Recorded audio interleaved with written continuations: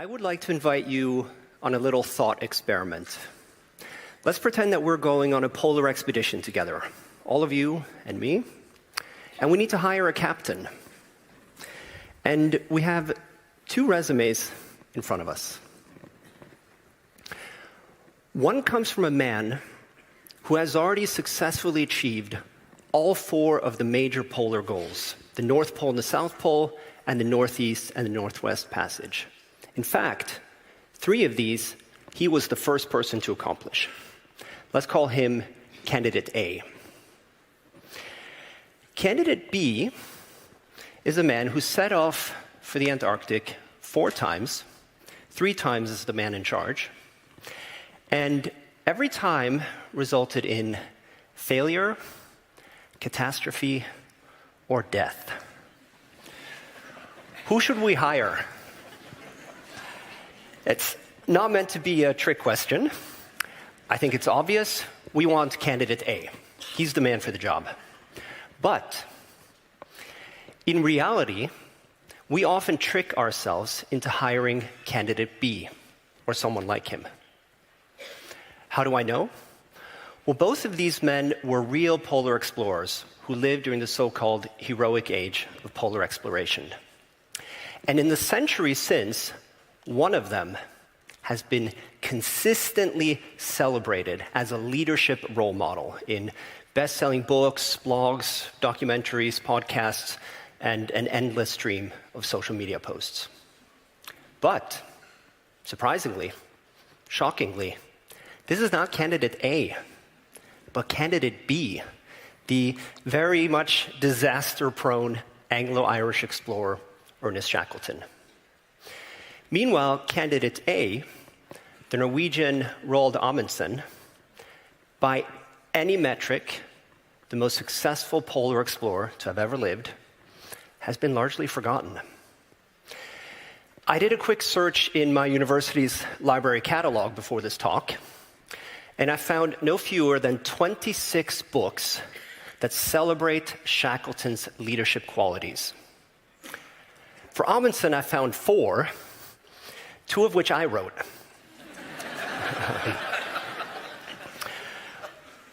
What is going on here? Why are we obsessed with a mediocre at best leader and overlooking a truly gifted one? Well, I'm a historian who studies leadership, and I'm here to tell you we celebrate the wrong leaders. And not just in the realm of polar exploration. Have you heard of Toussaint Louverture? You probably discuss him around the coffee machines in the mornings. Maybe not, but you should. He was born an illiterate slave and rose to become one of the most influential revolutionaries ever and outsmarted the biggest empires of the day, including Napoleon's. What about Frances Perkins? She was the pillar in US President Franklin Delano Roosevelt's famous New Deal. We celebrate the wrong leaders. And this is not just an academic or a trivial insight. Leadership development today is a $60 billion industry. For good reason. We need leaders. Right? All the challenges that we face today require people to work together. And this, in turn, requires somebody who can motivate them, inspire them, coordinate the work, deal with whatever hiccups might arise along the way. But for this reason, it's important that we celebrate the right leaders, because the leaders we celebrate are the leaders we learn from. And so in this sense, the leaders we celebrate has a direct impact on the success, or as it may be failure, of our greatest endeavors today. So why do we celebrate the wrong leaders? Sometimes it comes down to pure racism and sexism. We have a well-documented bias for associating leadership with white men. But there's another culprit at work as well, what I like to call the action fallacy. Our mistaken belief that the best leaders are those who generate the most noise, action, and sensational activity in the most dramatic circumstances. In other words, we confuse a good story for good leadership. But the two are not the same. As a matter of fact, very often, good leadership will result in a bad story. Let me explain. Imagine leadership for one moment not as a polar explorer charting a new course or a CEO motivating her staff, but as the simple act of swimming across a river. And not just any river. Imagine a violent river with waves crashing together and rocks lurking somewhere below the surface. If a swimmer ventures in haphazardly, without being aware of his own capabilities or the currents, and nearly drowns, but splashes around wildly, fights with all his strength, and somehow, miraculously, manages to drag himself back to safety, those of us looking on will notice him. And we will probably say, wow, what a guy. He really fought hard to get himself out of that crisis.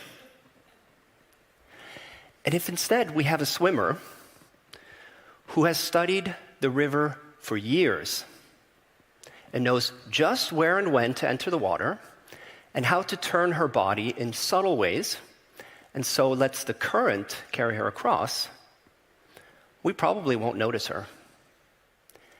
And if we do, we would probably say, that looks pretty easy. Shackleton and Amundsen are a case in point. Shackleton, our candidate B, is best known for his ill-fated endurance expedition, which set off in the summer of 1914 and saw his ship become trapped and eventually crushed by the ice off Antarctica. And he and his men were then forced to undertake a dangerous trek across the ice and brave some of the stormiest seas on Earth before finally reaching the safety of South Georgia in the summer of 1916.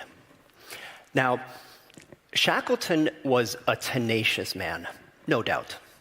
And his is a captivating story, fit for Hollywood. In fact, it was made into a TV series starring a young Kenneth Branagh. But it is not a story fit to draw leadership lessons from. Because admirable those efforts were, the crisis that beset him was largely self-inflicted. He overlooked the advice from local whalers who told him the ice was particularly dangerous that season. And he overlooked massive deficits in his equipment, preparation, crew selection, and training. And it gets worse. Rarely highlighted in the many books that celebrate his leadership qualities is the fact that the expedition's other ship, the Aurora, suffered an even graver crisis, the result of which was 3 lost lives. In contrast, the expeditions of Roald Amundsen make for boring reading, not because he was lucky, but because based on his intimate knowledge of the polar environment, his careful and deliberate planning, and his authentic and innovative leadership in the field, he managed to reduce the problems that his team encountered to a bare minimum. In 1905, he achieved in a tiny fishing vessel what the mighty British Navy had failed to do the previous 8 decades, to find and navigate the Northwest Passage above the Canadian mainland. In 1911, he reached the South Pole, a journey of 3,000 kilometers across hazardous and uncharted terrain, and arrived back at his camp after 99 days, just 1 day off his planned schedule. If Shackleton is the swimmer who rushes recklessly into the water without understanding the currents or his own capabilities, Amundsen is the swimmer who has spent a lifetime humbly studying the river before entering the water in just the right spot at just the right time, and so makes it look easy. Now, the action fallacy causes real problems, and not just for our interpretation of the past. Right? I arrived at it through my work as a historian, interested in why we celebrate some leaders of the past, but not others. But it's a dangerous feature in our offices today as well. Because after all, the same biases and misconceptions that we bring to our reading of the past are one and the same with which we view leadership in our offices today. It is the Shackletons of our offices, rather than the Amundsens, who serve as role models, who get promoted, and who get rewarded. In fact, this is something studies in organizational psychology have confirmed. We see leadership potential in people who speak more, regardless of what they say. In people who appear confident, regardless of how competent they are. And we have an unyielding admiration for people who are perpetually busy, regardless of what they're actually doing. I see some of you are imagining specific people in your office right now. Don't worry, we won't tell them. In other words, appearing to be a good leader, rather than actually being one behind the scenes, is the path to fame and bonus and promotion today. And this causes all kinds of problems. With the wrong leaders in charge, organizations are obviously not performing at their full potential. And it creates a toxic culture in which those actually doing good work feel overlooked and demotivated. And perhaps worst of all, it's a self-perpetuating cycle, because by celebrating these flawed, action-oriented leaders, we're actively creating more of them. So this is a problem that we need to solve. The good news is we can. And it starts with reimagining what good leadership looks like. And there's two sides to this. First, we have to learn to ignore what we can call the captains of crisis, the Shackletons, those who are lurching from one dramatic circumstance to another. While some crises can't be avoided, many are self-inflicted or amplified by poor leadership, or sometimes just a figment of their imagination. Keith Grint, the preeminent scholar of leadership today, brilliantly summarizes this problematic dynamic. Since we reward people who are good in crises and ignore people who are such good managers that there are few crises, people soon learn to seek out or reframe situations as crises. We need to disincentivize this style of leadership by refusing to give these people the attention they crave. And that's easy when we're confronted with the sober facts. Amundsen's 4 successes, Shackleton's 4 failures. But as soon as it's embedded in a story, the dramatic details pull us in like a magnet and give us a false sense of inspiration. False because there's no real substance there. Instead, we need to learn to celebrate those who mitigate rather than promote drama. And this can be challenging because often they do so in very subtle ways, below the surface of the water, in the case of our swimmer. Right? They're obsessive planners. They build processes that align the organization's strength with the unique challenges they face. And they're authentic and create cultures that bring out the best in people. Harvard Business School professor Rafaela Sadun has studied the profound impact this behind-the-scenes work can have, and she has given it a name. I don't want to give you too many technical, academic terms here, but this is an important one. She calls it boring management.